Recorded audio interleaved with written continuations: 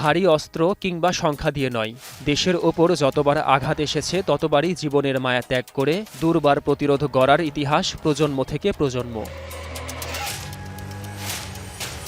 BDR বিএসএফের মধ্যে রক্তক্ষয়ী সংঘর্ষ হয়েছিল কুড়িগ্রামে। ২০০১ সালের রৌমারী উপজেলার বড়াইবাড়ি বিডিআর ক্যাম্প দখলে বিএসএফের হামলায় দুই দেশের সীমান্তরক্ষী বাহিনী সংঘর্ষে জড়িয়েছিল।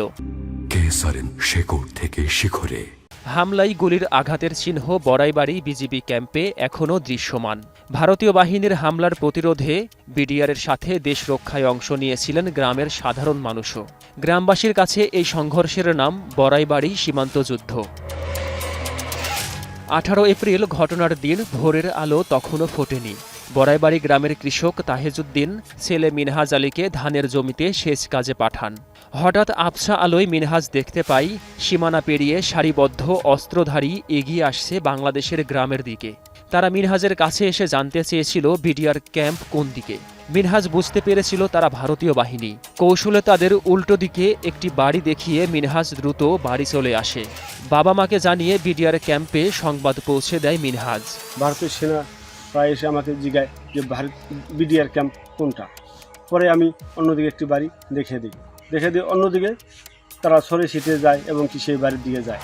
আমি বাড়িতে দৌড়ে এসে আব্বা আম্মাকে বলি যে ভারতীয় বিএসএফ আমাদের জমিতে আসছে। এই কথা বলে আমি ক্যাম্পে চলে যাই, যে সিপাহি লিটন এবং হালদা নজরুলকে সমস্ত ইতিহাস খুলে বলি। বিডিআর সতর্কতার সাথে মোকাবেলার জন্য ওত পেতে থাকে। এরই মধ্যে দেরিতে হলেও বিডিআর ক্যাম্প খুঁজে পেয়ে আক্রমণ চালায় বিএসএফ। ক্যাম্পের আশেপাশে অবস্থানরত বাংলাদেশের গ্রামবাসীদের ওপরও হামলা চালায় বিএসএফ। ফায়ার শুরু হয় আনুমানিক ৫টা। সকাল ৮টা পর্যন্ত আমি ক্যাম্পের উত্তর পাশে ধান খেতে নিরাপদ স্থানে বসে থাকার পরে সকাল ৮টার দিকে আমাদের বাড়িতে ভারতীয় একটি বোম এসে আমাদের বাড়িঘর পুড়ে যায়। ভোর ৫টা থেকে সকাল ১১টা পর্যন্ত একটানা গোলাগুলি চলে। আক্রমণের পরে বিডিআর প্রথম ১০ মিনিট টু শব্দও করেনি। এটা ছিল বিডিআরের কৌশল। বিপরীত দিক থেকে কোনো সাড়া না পেয়ে বিএসএফ ধারণা করেছিল বিডিআর হয়তো পালিয়েছে। অন্ধকারে অসতর্ক হয়ে বিএসএফের একটি অংশ বিডিআর ক্যাম্পের কাছে আসতেই প্রতিরোধ শুরু করে বিডিআর। একযোগে গর্জে ওঠে বাংলাদেশের ৪টি মেশিন গান। সদর দফতরের নির্দেশনায় জামালপুর ও ময়মনসিংহ থেকে আরও বিডিআর সদস্য পাঠানো হয় সেখানে। সারা দিন এবং রাত গড়িয়ে ১৯ এপ্রিল রাত পর্যন্ত থেমে থেমে গোলাগুলি চলে। শেষ পর্যন্ত প্রায় ৫ শতাধিক ভারী অস্ত্রধারী বিএসএফ সৈন্য বাংলাদেশের মাত্র কয়েকজন বিডিআর সদস্য ও গ্রামবাসীর কাছে শোচনীয় পরাজয় বরণ করে। আমি নিজে অংশগ্রহণ করে ভারতের সাথে লড়াই করি এবং বিডিআর ছিল ৮জন বিডিআর, আমি একজন ৯জন সহ ভারতীয় বিএসএফ-তে যুদ্ধ করে আমরা জয় লাভ করেছি। বড়াইবাড়ি সংঘর্ষে ভারতীয় সীমান্তরক্ষী বাহিনী বিএসএফের ১৬ জন সৈন্য নিহত এবং বাংলাদেশের তৎকালীন সীমান্তরক্ষী বাহিনী বিডিআরের ৩ জন শহীদ হওয়ার সংখ্যাটি গণমাধ্যমে প্রকাশিত। তবে স্থানীয় বাসিন্দা ও তৎকালীন বিডিআর সদস্যদের দাবি, সে ঘটনায় বিএসএফের আরও অনেক বেশি সৈন্য নিহত হয়েছিল। এক টেলিভিশন অনুষ্ঠানে বিডিআরের তৎকালীন মহাপরিচালক মেজর জেনারেল অবসরপ্রাপ্ত ফজলুর রহমান বলেন, সেদিন বিএসএফের ৪ শতাধিক সৈন্য নিহত হয়। মৃতদেহগুলো ট্রাকে করে ভারতে নিয়ে যায় বিএসএফ। যে ১৬ জন সৈন্যের মৃতদেহ নিতে পারেনি সেগুলো বাংলাদেশের সীমান্তের ভেতরে ধান খেতে পাওয়া যায়। পরে বিডিআর মৃতদেহগুলো বিএসএফের কাছে হস্তান্তর করে।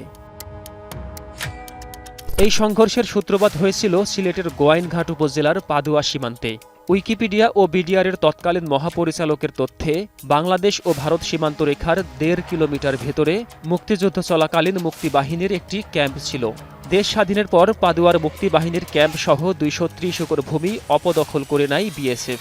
ক্যাম্পের আশেপাশে বাংলাদেশের জনগণের বসবাস ছিল সেখানে।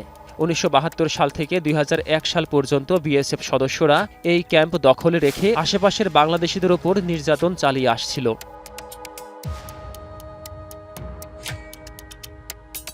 ১৯৯৯ সাল থেকে বিডিআর এর উপমহাপরিচালক ও বিএসএফের আইজি পর্যায়ে প্রতিটি সভায় পাদুয়া গ্রাম থেকে ক্যাম্পটি প্রত্যাহারে একাধিকবার আলোচনা হয়েছিল। বিএসএফ পাদুয়া ক্যাম্পের অবস্থান বাংলাদেশের অভ্যন্তরে একথা স্বীকার করলেও নানা অজুহাতে ক্যাম্পটি সরিয়ে নিতে গড়িমসি করছিল এবং পাদুয়া থেকে 10 কিলোমিটার দূরে ভারতীয় পাহাড়ি এলাকায় তাদের আরেকটি ক্যাম্পের সাথে রাস্তা তৈরির কাজও শুরু করেছিল বিএসএফ। এমন অবস্থায় বিডিআর সে এলাকায় তাদের অস্থায়ী 3টি অপারেশনাল ক্যাম্প স্থাপন করে। তা দেখে বিএসএফ সেখানে 6টা ফায়ার করে। বিডিআর এগিয়ে গেলে তারা 70 জনের মতো সারেন্ডার করে। বিডিআর পাদুয়া গ্রাম দখলমুক্ত করতে সক্ষম হয়। এখানেই ঘটনার শেষ না হয়ে রূপ নিয়েছিল প্রতিহিংসার।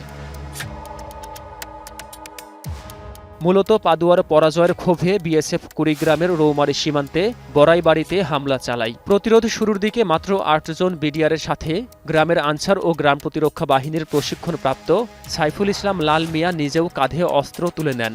গ্রামবাসীর পূর্ণ সমর্থন ও সহযোগিতা পেয়েছিল বিডিআর।